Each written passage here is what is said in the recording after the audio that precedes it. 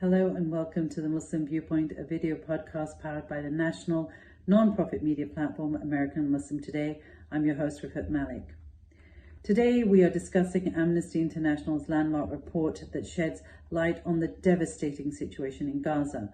The report, titled "You Feel Like You Are Subhuman," confirms what millions of ordinary people around the world have witnessed on their screens for many months: that Israel has committed and continues to commit genocide against Palestinians in the occupied Gaza Strip.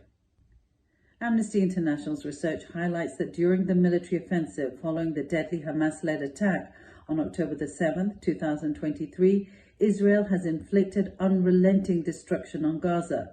The findings suggest that these actions are genocidal under the UN Genocide Convention. According to Agnès Callamard, Secretary General of Amnesty International, Israel has carried out acts prohibited under the Genocide Convention with the specific intent to destroy Palestinians in Gaza. Month after month, Palestinians in Gaza have been treated as a subhuman group, unworthy of human rights and dignity. Callamard emphasized that the international community must recognize this as a genocide and act immediately to end it. So what is the International Convention? The 1948 UN Genocide Convention, which Israel ratified in 1950, defines genocide as acts committed with the intent to destroy, in whole or in part, a national, ethnic, racial or religious group. Amnesty claims that Israel's actions meet these criteria, citing calls by Israeli officials for targeting Palestinians using dehumanizing language, the use of indiscriminate weapons, and obstruction of humanitarian aid. The report condemns states like the US, Germany, and others for continuing arms transfers to Israel, labeling them as complicit in genocide.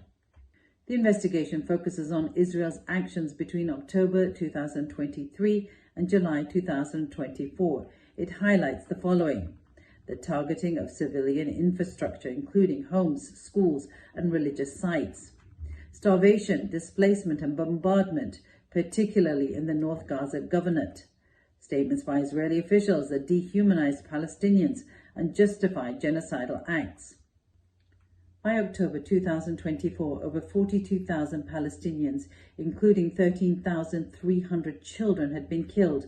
The destruction rendered large parts of Gaza uninhabitable, with catastrophic consequences for its people.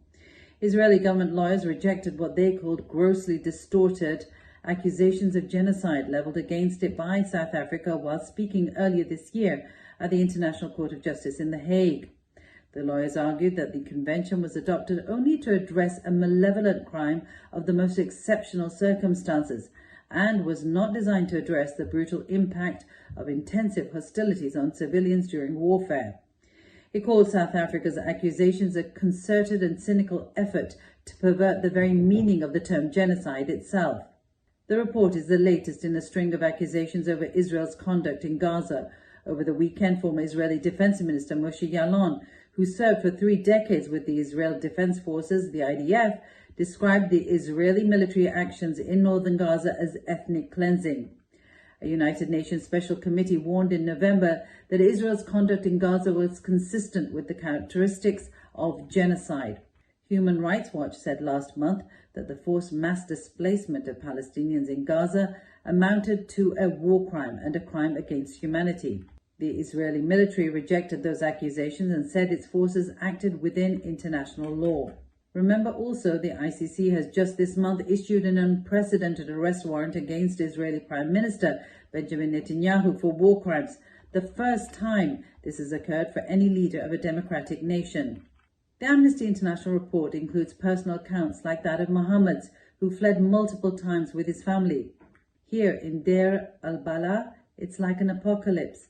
No clean water, no toilets, all while the bombing never stops. You feel like you are subhuman here. Amnesty is making the following calls for accountability: that the International Criminal Court investigate genocide charges against Israeli leaders. It calls for the release of civilian hostages by Hamas and accountability for crimes committed by all parties. And it calls for sanctions against those implicated in international law violations. In its concluding remarks, Amnesty International's report urges the Office of the ICC prosecutor to fast-track its investigation into the state of Palestine and continues to advocate for an immediate ceasefire. This report is a damning indictment of the ongoing atrocities in Gaza and a call to the international community to act decisively. Well, thank you so much for tuning in to the Muslim Viewpoint. If you value our public service journalism, please support our non-profit 501c3 by following us on social media at American Muslim Today or donating at AmericanMuslimToday.com. And before you go, don't forget to press the subscribe button. Thanks.